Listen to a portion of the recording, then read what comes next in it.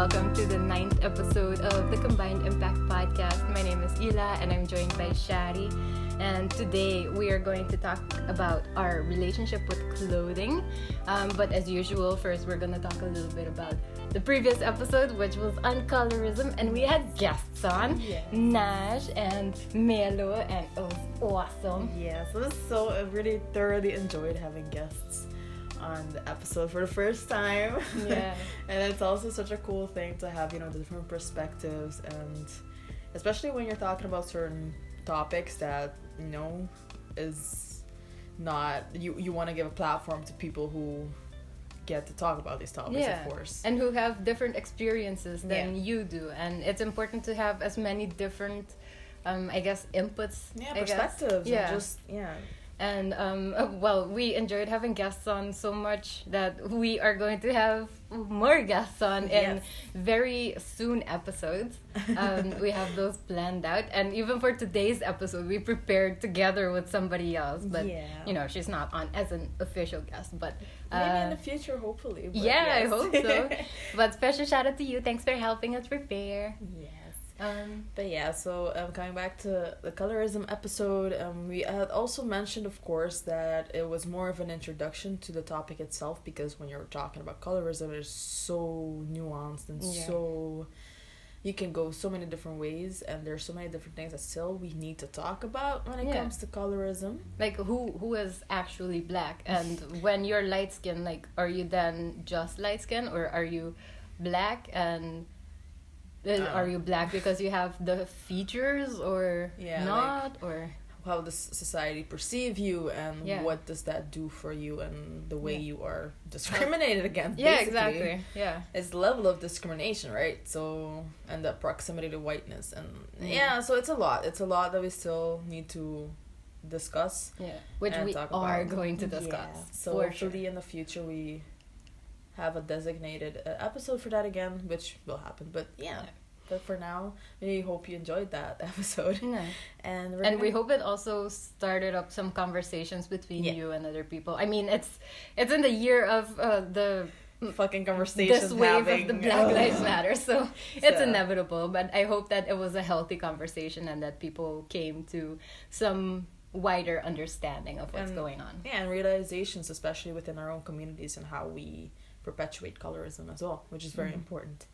So but now on to our next episode. It's going to be very fun. During preparations, it was so much fun to talk about the different ways that our clothing can affect the way we feel, act, how we react to other people, how we choose to allow the outside world to view us in a way. So let's get into it.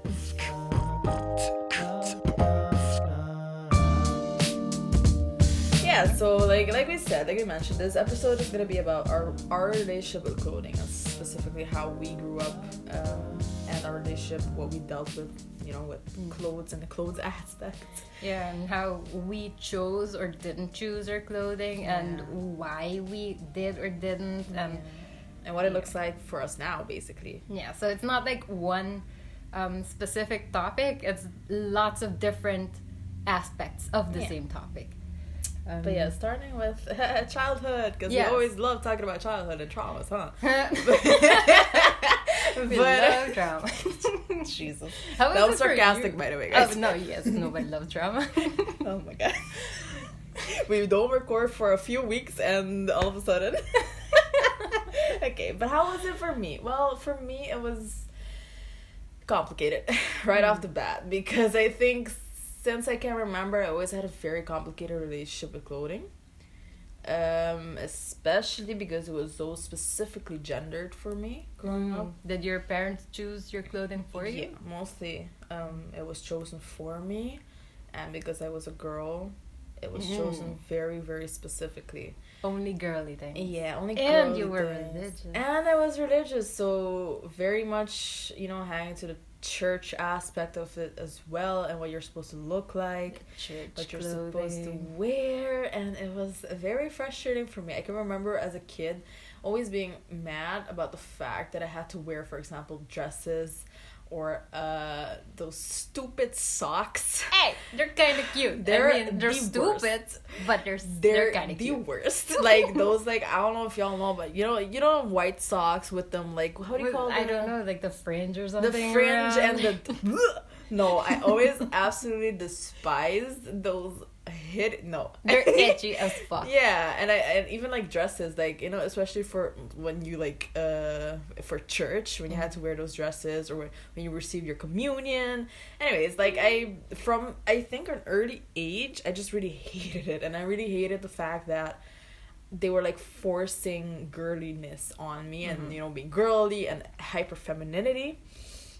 And I think because of that, it kind of affected me in my teenage years, because I wanted to rebel against that at some point. I just didn't want to be that hyper feminine, like, girly girl. And then, you know, it kind of like swung the other way, which is kind of stupid, because then you become the whole like, I'm not like other girls, like, yeah, I'm a tomboy. Like, it's so stupid, because at the end of the day, it, you know, it has nothing to do with it that. it's not that at all. It's just people Yeah. forcing you to be something that you're not.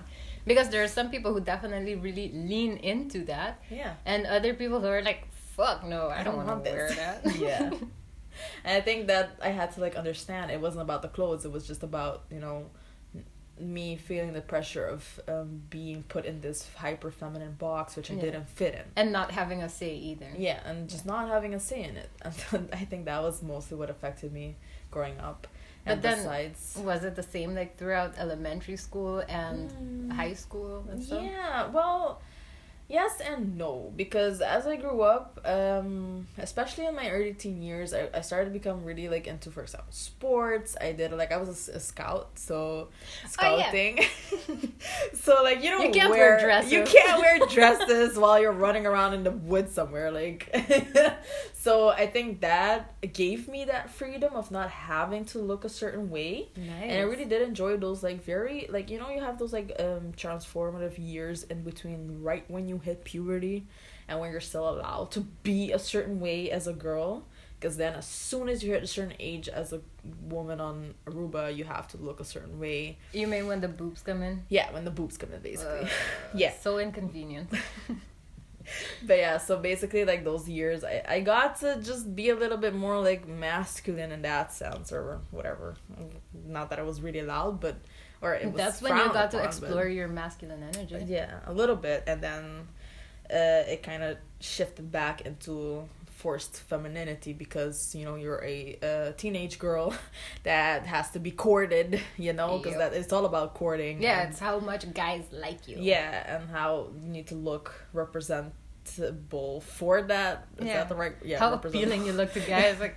Yeah, like, gross. As much as we hate to admit it, everything like did revolve around that. Like, you know, being very pretty and feminine and looking good, because you have to look good for the outside world, because you have to, you're option, right? In that moment. Yes, like you want to be the best, or you want to be the one who they pick. Yeah, and everything revolves around that. So I used to hate that so much. Yeah. And yeah, it really did affect me in that sense. But I mean, that's a little bit short of how, this is a little bit of how it affected me growing up. But pretty much your parents kept choosing what you wear. Yeah. And then the other hand, of course, we didn't even have a choice in that aspect, because we weren't like ultra rich either. So it was more also just what you got is what you got. Like oftentimes, you know, hand-me-downs, or just we only like got clothes once a year for school, for the beginning of school year and stuff like that. So I never really in that sense cared much either, because I didn't have a choice. Yeah. I didn't really get to choose my clothing either. And you were aware of that as a kid, that you didn't have that. Yeah, right. So I guess that's why my relationship with clothing I didn't really get to develop my own sense of style until later in life, for sure. Oh yeah. That's definitely a thing that happened in phases, because we did that as teenagers on Aruba, but then when you move somewhere else that has vastly different climates, then you have to change. Yeah, for sure.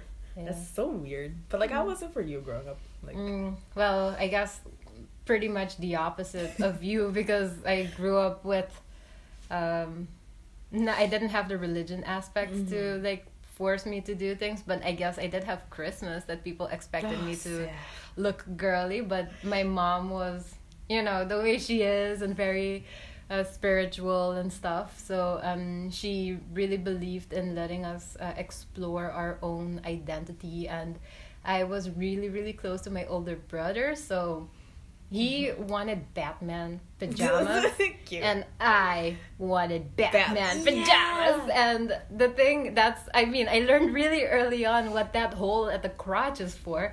Because I was like, Mom, why is there a hole near my vagina? She was like, well, Ila, this is actually boys' pajamas, and it's when you have to go to the bathroom at night and you can but I just wanted the same pajamas as my brother.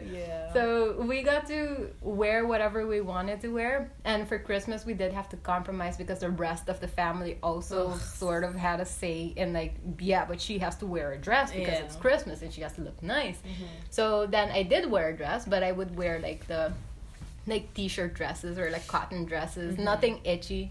And I did sometimes wear those weird itchy socks, but not necessarily all the time. I didn't have to wear it for church, so you know, it sporadically popped up, and I was like, no, not gonna happen. So yeah, it was very free for me to choose. And then you have my sister who also had the same freedom, and she was like, I want all of the girly dresses, everything that looks like a princess dress, I'm gonna wear that. So yeah, so it's weird to see and what still people like that. You fucking love legit, yes. And I'm still the way I am still. So it's you can really tell that people choose what they choose. Like, it's not that people dress the way they dress because they've been told to. It's you can still choose. And then the same goes to high school, I guess. I guess because I wasn't very girly, I didn't really feel comfortable dressing the way I would want to. Like, when we didn't have uniforms. I think you went to high school right after they already introduced the uniforms. A little short insight. Me and Ila did go to the same high school. We just didn't go in the same years because Ila's a little bit older than me. And I think I entered high school when the uniform rule was already implicated. And then you were there for 1 year before they put it. Well, I was there during the year that they introduced it. So we got to vote which colors that we were. So you guys decided for us what we got to wear. Well, I voted for different colors, but that's a different story. Voting is a scam. As the current times shows, but... so basically we had uniforms, and I was so relieved because when we arrived, I wasn't girly, and the rest of my girl classmates were super girly, and they were like, oh, is that what you wear? I'm like, what? What do you mean? It's a t-shirt. It's fucking hot outside. Why the fuck would I wear something else? So I was feeling some type of way, and then they said that we had to wear uniforms. I'm like, fuck yes, everybody's gonna be wearing the same thing, so nobody gets to say anything about how girly or non-girly I look. That's so cool, because I think we kind of had the same feeling, but just for different reasons, maybe. Because like I also remember feeling relieved having uniforms. But for completely different reasons. Because for me it was like, I don't have clothes that like are that great. Or I didn't always get like I said, like we only got like new clothes once a year, for example, for school. But then I was so ashamed of feeling like, they're just gonna see me in the same clothes every week. And we went to a very elitist high school, and I was always so like scared of like, I'm not one of the rich kids, and how are they gonna treat me based on that. So I was so relieved, and every time I heard people complaining about uniforms and not being able to express myself in my clothing, I'm like, I can't anyway, so I don't. Good thing. So like I kind of felt ashamed for feeling okay with having a uniform, because I thought like, because they made it seem like, no, you're supposed to not want a uniform because you're supposed to be able to be freely expressing yourself. Express themselves, blah blah blah. But in my head it was like, I really like this because I don't have to think or worry about the clothes I'm wearing every time I go to school. It sort of levels the playing field and doesn't give somebody a reason to bully you for being poor. Like, what the fuck am I supposed to do? Even though they found other ways of bullying you for not having the latest shoes, for example, or sneakers. And it's fucking stupid. But fucking anyway. Children. But you know, so for me it was also a lot to do with that. I think I didn't care much for expressing myself through my clothing because I didn't really have a choice, and so it wasn't really something I thought about that often. But yet there was still a lot of pressure for you have to look a certain way, especially as a girl. You have to look beautiful, you have to look desirable and all that shit. Like accentuate certain things and hide other things. Yeah, and I think especially in that like especially between the ages, I feel like 14 and 18, they're very much groomed in that way. Mm-hmm. And I can remember like always like wearing heels and dresses, and not always feeling comfortable, but yet it's what you were supposed to do. So sure, let's do it. Gross. And it's I really had a long time struggle with like that hyper femininity that was like forced upon me, because I also didn't always feel hyper feminine, and I had a lot of like masculine energy too that didn't get to be expressed. It's funny that you mentioned like your brother, because I had that too, because I also have a bigger brother or older brother. True. And I do recognize that a lot in myself too. Like I really admired, like growing up, he was my idol, and I wanted to do everything like him. So cool. like he got a PlayStation. I wanted to play PlayStation with him. He got all of these like boyish, what we consider to be boyish stuff. He would do it, and I wanted to do them too. Scouting, all of that was because of my brother. It just happened to be something I loved too in hindsight. Yeah. But a lot of that was because like I was influenced by my brother, but he's a guy, and for him he was allowed to do all these things, but I wasn't all the time. That is something that I feel like is really weird, because we as kids would feel like guys would have more freedom to do whatever they wanted, but maybe it's just because we wanted to also be doing the same type of things, and they got to do it and we didn't because we're girls and we're not allowed to. But maybe they also had the same experience but the other way around. Like maybe they wanted to wear really colorful things, or maybe they really wanted to like pay attention to what they wanted to wear, or like how they wanted to style their hair, what kind of shoes they want to wear. But if they try to even like express that they're interested, then suddenly they're gay. Like suddenly that's related to their sexuality. I can remember especially I want to say because of the circles I was in, the environment I was in, especially the type of people that I was around, that was so heavily portrayed. Like it was so machista, like the fear of being gay. Yeah, it's just like I just remember being around people, and then if a dude shows up wearing a pink t-shirt, like they would relentlessly tease him all night about wearing a pink fucking t-shirt. Oh, but it gets even worse. Like at our elementary school, guys were not even allowed to have a ponytail. Oh like my that God, was such a fucking weird long rule. hair was and such a they for some reason they were allowed to have long hair, but they were not allowed to wear it in a ponytail. And so my mom, tie it up. Even though my brother didn't have long hair, she was like, what kind of rule is this? Like, why can half of the children on this school wear a ponytail, but half are not allowed to wear a ponytail because they're quote unquote guys? Like, what the fuck? That shit is so weird. Like, why do we even think up those rules? You want the hair to be out of the face, right? So but you wear a ponytail. That's the thing. That's because of the huge like separation of genders that we have on the island. Yeah, and the very traditional. Yeah, very traditional. Like, women are supposed to look one way, men are supposed to look one way, and if you derive a little bit from that, you're considered an outsider in that sense, or you don't fit in, or it's not okay. Yeah. And regardless of your sexuality or your gender or whatever, it's seen like such a bad thing if you just like derive from what you're supposed to look like. And that's definitely something that affected men in a completely different way too, because I knew like a lot of friends, male friends, that just weren't allowed to do certain things. And of course that also extends not only to clothing, but like showing emotions and and not being too soft, because if you're too soft, not even allowing to cry ever. Yeah, like if you even had like feminine traits, you were just considered gay, or you were just considered, and that was. Or if you have like female friends at school. If you had too many female friends, I remember my brother like got bullied for having too many female friends. Like what the fuck? I remember that very clearly because like, he was just a good person. Yeah, like he had friends, whoever they are. Like, oh my god, I remember, like, yo, I was like ready to fight bitches for that. But I'm very overprotective of my brother for sure. But That's so cute. And I'm the little sister. That's fucking hilarious. Like, and you were like much younger than he was. You're like, who the fuck is this like tiny little person trying to fight me?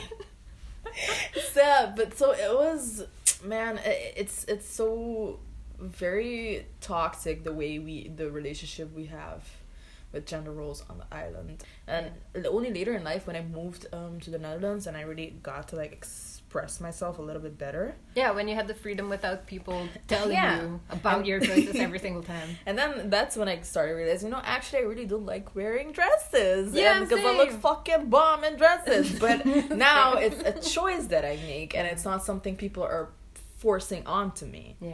And I really had to let go of that like toxic mindset of conflating girly stuff and pink and all these things to being bad or like feminine or weak in that sense, because that's the type of the way I viewed it as well.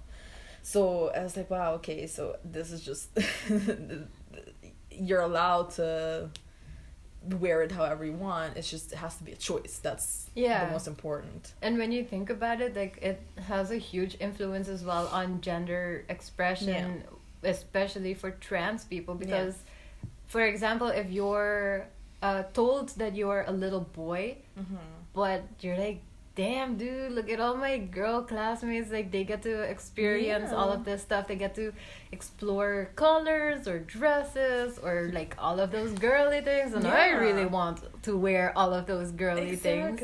And if you have the, like, in any case, like, when you're outside, you're not really allowed to explore that because people will say something about it. But for some people, when you're at home, you do have that safe space to explore, and other people don't. And for example, we did have that, and my brother has 2 sisters, so we have a lot of women clothes. So we would like just experiment, and like he wore a dress one time and we thought it was funny, and so he got to like experiment with that. And I got to wear his clothes as well. So, you know, you get to, like, I guess, for lack of a better term, cross-dress and experience for yourself if it's something that you feel comfortable in or not, or if it's something that you want to explore more or not. But some people don't get to do that because even at home, it's not safe. Yeah, we had that privilege. As cis people, we have that privilege. Like, even us right now talking about the whatever ways and relationship we have with gendered clothing, it's nothing compared to being a trans person, and you're already not accepted by society. And in order for them to even slightly accept you, you have to look a certain way. If you're a trans woman, you have to be completely girly. You have to pass, right? Yeah. Because people will not accept you if you don't pass. Yeah, because now both of us are literally just wearing essentially sweatpants and like long sleeve sweatshirts, and it's black, and it's not like we wouldn't consider it girly. But if the 2 of us were to walk down the street, people would assume woman and woman. But then if a trans woman were to walk down the street, they would have to be like hyper feminine for anybody, or for a small selection of people to respect them as women. But if they choose to wear what we're currently wearing right now, then what do you mean that's a woman? That's obviously a guy, right? It's very much that transphobic thought of you have to look a certain way for me to accept you as. And it's bullshit. And what the fuck is that? Because me as a woman, I wear a lot of like baggy and like manly, what is considered male clothes, and nobody says anything about it. But if a trans woman was to do the same, then they risk being misgendered. Then they're questioned. And then they're questioned, and then I cannot even imagine what that does to you, like having that identity crisis of being like, oh, but I'm a woman, but I really like these man clothes. So first of all, some people say you're not allowed to actually identify as the gender that you are. And then second of all, even the people who are like, okay, fine, we accept transgender people, they're like, but only if you look the way I expect you to look. And that's still bullshit. Transphobic. So if you are okay with trans people, but only if they look a certain way, that's still transphobic. You're still transphobic. Yeah. But of course, like, I'm always careful when we talk about these things because we cannot speak for trans people in that way. Like, I hope in the future we get to have trans people that can join us within these conversations. But even now, like, if a trans person is listening and they're like, no, you're completely wrong, definitely tell us, because we listen and we want to know if we're wrong so we can be better. Exactly. But, like, you know, it's I do hope in the future we get to speak more on this, but with the right representation. Because it's so complicated. I cannot even begin to imagine what it's like because I'm a cis person and and that's impossible for us to know. But that is something that you see that is also a problem. And because a lot of I used to have that idea too of like, oh, gender clothing doesn't mean anything and clothing doesn't matter what you wear, but that's not true. Because some people literally hang a lot of value or not necessarily value. They tie their gender expression and the way they feel to their clothing, and to them it's vital and important. Yeah, I guess it's the same point system that we were talking about the last time. So if in certain aspects you're going to choose to like channel more masculine energy, then you try to make up for it, for example, with long hair. And then maybe for them that's clothing. Or hair as well, or makeup, or, you know, it's up to everybody to decide how they want to express it and in what level, I guess.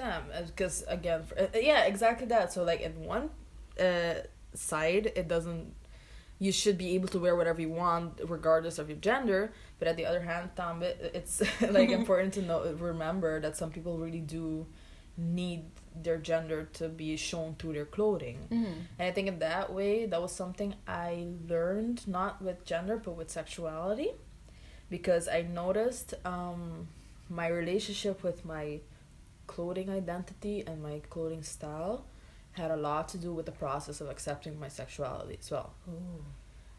and I remember I noticed the more I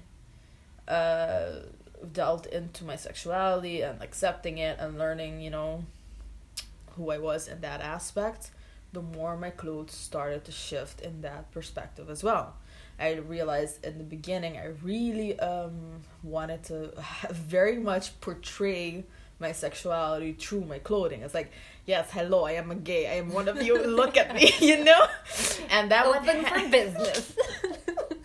And that went hand in hand with the clothing I was wearing and the way I chose to express that. And you see that in a lot of queer communities, that in different queer groups, that they portray themselves. You know the jokes they always make about like lesbians and and their Hawaiian shirts. Like, I don't know how many Hawaiian shirts I have in my closet. And you look really good at them. But you know that like, to me, that was one of my ways of overcompensating for not always being like secure in expressing to people, hey, I'm gay, you know?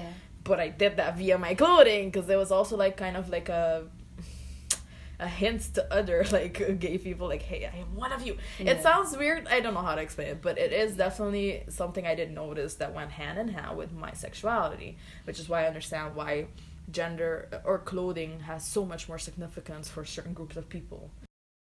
Hello, Ila from the future here. I'm just dropping in to clarify something because I'm going to very clearly contradict myself in a minute. I'm going to be talking about the way that people express themselves when they have the sexuality that they have.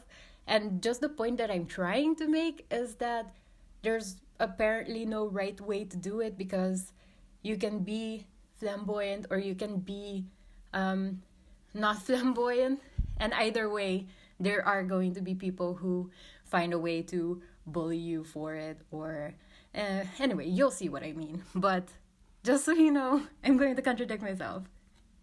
But it also I guess is similar to, for example, what we already mentioned, the guys who did enjoy, for example, like paying attention to their outfits, or who did enjoy wearing more colorful things, and then people will be questioning their sexuality. But the same goes for example, a gay guy who does wear more colorful, or even some people who wear more flamboyant things. They're more easily accepted as gay. And when they're like gay guys who just, I guess, aren't as interested in clothing, like whatever, who gives a shit, like I just like men, then I mean that they're just as gay as the flamboyant gay people, but then other people would be like, are you sure you're gay? Like, oh, I didn't even know you're gay, and they mean it as a compliment. And it's like, what the fuck does that even mean? Like that is not a compliment. That's kind of homophobic. Anyway, I can get really passionate about that aspect, but but then you see, like, some people can be trans or some people can be homosexual, but then it depends as well on how you choose to dress. That people are more discriminatory towards you or more accepting of you. Exactly. But yeah, so like that's the gender aspect, I think, but of course there are so many different aspects to clothing and the way we see clothing. For example, in a professional setting.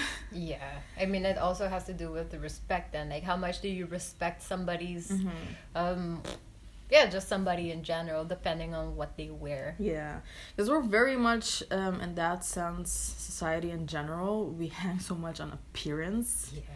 And if you look a certain way, you're gonna get more respect versus if you wear traditionally non quote unquote professional clothing.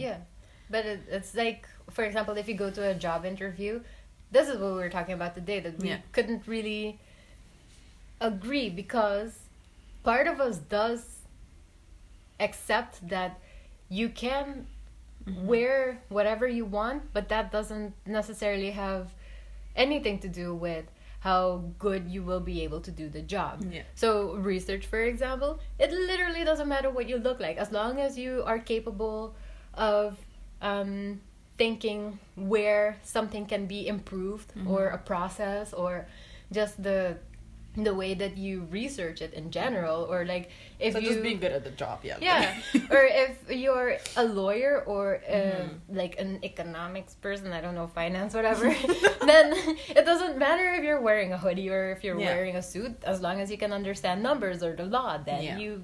But if the person who is exercising law stuff doesn't look the part, then people will not respect their authority. They won't take you seriously. And like you see that, for example, in the workforce, especially for women, like you really have to look very much more polished, otherwise you're just not gonna take it seriously. You have to look polished, but also I guess not reveal too much. Oh yeah, not slutty, that's what like that. But also not too manly. It's just a lot. Yeah, like, okay, what do you want? What do I wear then? Like, do I... I have to be covered, but also covered in a very specific way. Yeah, but indeed, like, it's just very much that again, that importance we hang on appearance, and how we, like, even if we don't want to admit it, every one of us does that. Like, you automatically, your brain kind of just, like, when you see someone wearing a suit, you're going to take them automatically more seriously than someone that's just wearing a hoodie but can do maybe a better job or the same quality job that the person in a suit is wearing. And I guess if you want to go further into that, it also has a very racial and I want to say aspect to it, like what we consider to be rich looking and poor looking. And you mean basically white supremacists? Yeah. I was trying to figure out how to say it, but yeah, so basically, like, because we do consider, you know, like, if you look a certain way, you're ghetto or you're trash or blah blah blah, and the more Eurocentrically look, the more respectable you are. But then my issue with that is that if, for example, a white European woman were to wear a pencil skirt, she looks professional because she's covered in the right way but still feminine. But if I were to wear a pencil skirt, my ass is bigger. It's just bigger round than a European white person. So in general, then it would be provocative, you know, because I have like a tight skirt on, and then what are you trying to do? You're supposed to be in a professional place. But like, what the fuck am I supposed to do about the fact that my ass is bigger? So then for me, it's not professional. So what do I wear that is professional? Exactly. And like, I have that too, like, as a teacher, you know, of course, like, it's very sensitive what you wear, especially in front of a class full of like raging hormonal teenagers or whatever. But there's also an aspect to that. But if I were to wear, for example, a tank top with what I oftentimes wear as my quote-unquote uniform is a tank top and a cardigan, sweater, or whatever or over it, because it's super cozy and fun and it's easy. Yeah. But, of course, my boobs are gonna boob because they're also, boobs. Like, what are we? They're there. What do you want me to do about it? They have to be covered, but then we have to have wear a turtleneck because... But then everything else is still, revealing. if you wear a turtleneck, it's tight, and my boobs are still gonna show. Yeah, like, but if outline. you have a baggy turtleneck, then you're too shabby. It's not professional. Like, what the fuck do you want? Anyways, but I had people have commented on that in the past, like my advisors or whatever, and I'm like, what the fuck you want me to do about it? But then I see my other colleagues, white counterparts, walking around in the same getup. They just don't have as big as boobs as me, and all of a sudden it's not a problem. So I'm like, why am I being called out of something that I can't control? Yeah, being my boobs and the way I look, but they're not. Yeah. So there's so the whole other aspect of who's that's allowed also to part wear of what. equality. Yeah. So there's all of that, and like the same clothing worn by different people is okay for one, but too provocative for another one. But then the alternative, so you don't look too provocative, is also not good. Yeah. So then what the fuck are you supposed to wear?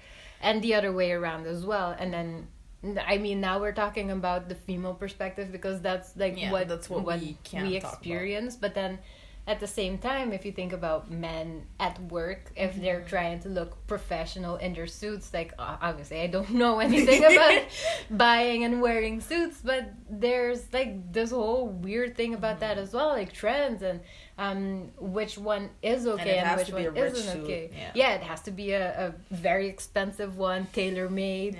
I don't know what brand, I don't know what color, all of that stuff also plays into, but then you have to be rich to be able to afford all of those stuff. Exactly, and that's where that disparity comes in. If you don't have money to look a certain way, and then you go to a job interview, they don't accept you because you don't look a certain way, but then how the fuck are you supposed to... That you cannot literally afford to look the way they want you to look in order to receive that job. Because you're looking for a job, you don't have the money yet. Exactly. But it's very frustrating when you see all the different ways that just basically racism and sexism and all of these things are perpetuated through clothing as well. Yeah, but I think authority is also a really big part because if you're, for example, on a metro and you see someone now not wearing one of those masks, and you as a regular citizen say, hey, aren't you gonna wear a mask? And you're like, who the fuck are you? Why are you telling me what to do? Blah, blah, blah. But then if somebody in uniform were to walk by and say, hey, could you please wear a mask? Then they're like, oh yeah, sure, I'll wear a mask. Just because they're fucking wearing a uniform. Oh, yeah, for sure. But then what the fuck? It's just a different clothing. It's still a person asking you to wear a mask for the safety of the people around, but one person you feel okay like opposing it, and for the other person you listen to them. That's the thing. It's all about, again, the way we use clothing to perpetuate certain things. If you want to perpetuate authority, if you want to perpetuate, you use certain clothing, you're going to want to look a certain way. And unfortunately, that also means you have to look a certain way to gain respect. And the other hand, now that we're talking a little bit about who gets to wear what, I also experienced that from my viewpoint of being a fat person and wearing certain clothes that are traditionally not meant for fat people. Yeah, that people will definitely make a remark on it. Like, why are you wearing that? Yeah, like, why are you wearing that crop top? Like, it doesn't flatter you. Like, who gives a shit? Like, I think fits me well. I look bomb. What the fuck are you talking about? But then again, you have that aspect of people thinking that that's something I've always experienced as a larger than skinny person. Like, that people just assume they have authority over your body and they get to have a say in what you do or wear. You don't have any fucking authority over what to say to me or when it comes to my look and what I go. But because I'm not skinny, people think that they can do that. And it's so frustrating because I'm like, what I'm wearing is exactly what if a skinny person were to wear the same thing. Nothing. Crickets. Nobody says anything. They compliment her on it. Yeah, and then like, bitch, I'm wearing the same fucking getup. What are you talking about? And that was something that also affected me a lot growing up, because I didn't feel like I was allowed to wear certain things or look a certain way because of how my body looks. And that was very frustrating, because it takes so much more energy to be able to leave the house looking a certain way that I want to look. But then I have to also mentally prepare that I'm going to constantly be dealing with people that are going to comment on the way I look. Yeah. And some days I just don't have the fucking mental energy to deal with that. But it's so frustrating that I'm not allowed to do that. I'm not allowed to just step out of my house without a care in the world about what people think about. But also, like, part of that is that when you wear something, sometimes you feel like a badass bitch. Yeah. And you can do whatever the fuck you want. So if one day a skinny person wants to feel like a badass bitch and wear whatever the fuck she wants, and then she actually kicks ass because she, you know, she wore what she wanted, she feels awesome, she feels powerful, she channeled that. And then if you do the exact same thing, you don't get to have that, like, carefree badass bitch vibes, because you still have to take into account that every person around you is gonna have an opinion, and a lot of those people are gonna think that you're actually not allowed to wear that. Yeah, and that was like, it just baffles me why people believe that they have the right to do or say certain things to you. Like, I can remember very clearly, this was like a lot of years ago. I don't know if you remember this, because I think I was with you guys. We were in a group and we went to Food Truck Maastricht. Is that that festival? Like a food truck festival, yeah. And it was the first time I stepped out of the house wearing fishnets, and it was Daisy Dukes, like, shorts. Ooh. And I thought I looked fucking great. And, like, I was wearing a cute top as well. And, like, walking over there, like, people were staring heavily. I can even remember, like, there was this one dude that snuck a pic of me. What the fuck? Yeah, I clearly saw it, because they were, like, staring at me the whole fucking time, and then all of a sudden I saw the phone kind of flash, and then they were laughing, and I'm like, what the fuck? And, like, I'm not even kidding, for months after that, I refused to wear anything, like, slightly related to the outfit I was wearing.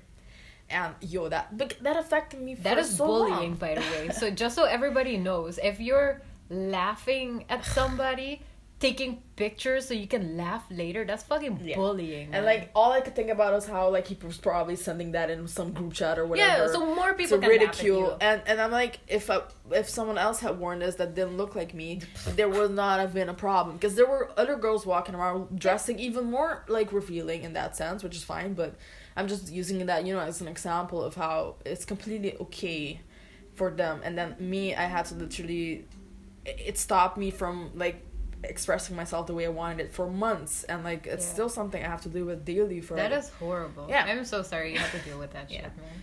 But yeah, so of course, like, you know, those, and that's just one example. Like, of course I have, like, many of those, but, you know, when you have a lot of those experiences, like, growing up as well, it affects the way you choose to portray yourself to the outside world, right?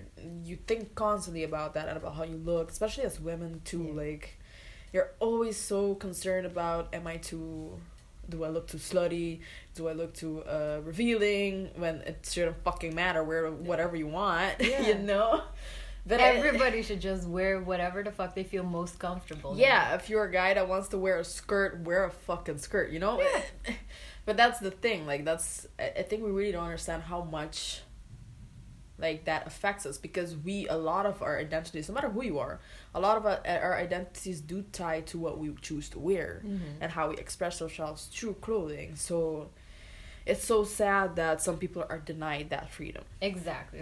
Some people have all of the freedom to just be themselves in every single aspect and be comfortable, because they know that nobody is going to, like, make fun of them and stuff. And then other people think twice before wanting to freely be themselves, because other people are gonna bully them. Yeah, so it's like, and nobody says anything about it either. So if people see other people bullying somebody for looking a certain way, they just remain quiet. They're complacent. They're letting it happen. When you could just as easily be like, bro, what the fuck are you doing? Like, why are you doing this? This is so uncool. Like, mind your own business. Yeah, exactly. So, man, I think that's Although I'm not gonna lie though, I do lately, and I'm talking about the last maybe few years, I do see a shift in that sense. Yeah, people are talking about it more. People are calling it out more. But also, people are more like, how do you say that? They are more willing to wear what they want too. Like I see a lot of They're more daring. More daring, yeah. Like I see a lot of my friend group, like the women in my friend group being more like, nah, I don't want to wear a fucking dress today. I'm gonna wear these baggy ass pants or whatever. And if I have to look at my own like progress when it comes to clothing, I'm now more comfortable. The more I become comfortable with myself too, the more I become comfortable with the different aspects of who I am, which also has a lot of masculinity in it. So I wear more masculine clothes like I want to, and but I also, of course, still like to wear feminine clothes, and it's not forced on me anymore. I choose this. So it's nice to see people's mindset shift towards that aspect as well, and not hanging too much on the traditional ways of doing things.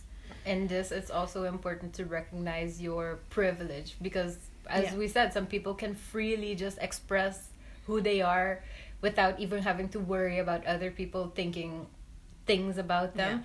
And in that, I also have like a huge amount of privilege, because I am cis and I am, I guess, looking the way that they expect me to look, but I can still use that privilege to be like, what the fuck are you doing when I see bullying happen? And then, like, what are they gonna do to me? They're not gonna bully me because I look completely the way that they expect me to look. And that just so happens to be what I'm most comfortable wearing as well. So I do like using my like look of the person that they expect me to be like, surprise, bitch, like I am actually going to call you out because this is not cool and this is not what you're supposed to do as a decent human being. Just as people, we're so multifaceted as people. Like, we have so many different sides of us, and we should be allowed to express all of them regardless of who you are and what you look like. And that's, I think, the most important to remember, but also to know, you know, it's so nice to be able to express yourself the way you want, the way you feel inside, and also expressing it on the outside as well. And it's just, and wouldn't you want everybody to get that feeling? Absolutely. So it's something to strive towards, I think, for sure. So we talked about I think a lot of different topics. But clothing in general, when you're kids, when you're growing up, when you're already an adult, if you have a different body type, if you just what you work in, what you study, and it's just all of your different environments, and just letting people do what they want and be respectful and call out other people who are being dicks. And also to check your own prejudices. When it comes to the way we register other people and how they look like and what we associate that with. What your assumptions are based on what somebody else looks like. You don't know what the fuck your story is. Because we all do that. Like, we all still have, even me, like even you, we all have like a lot of inner things we gotta work on, and the way we see people and the way our brains process prejudice and stereotypes and stuff like that. And it's so important to like be mindful of that. Exactly. Be mindful of it. That's the thing. Like, fact is, we all have our own things that we believe, regardless of where that thought came from. But as long as you can recognize it and be like, okay, that's something that I need to work on, then just do that. You know, it's no big deal. It's not that you're a bad person and nobody likes you. It's just, okay, see, that's another area for improvement. Let's do that then. It's all about, you know, self-improvement and just making the world a little bit easier for everyone to exist in. So just don't be a dick.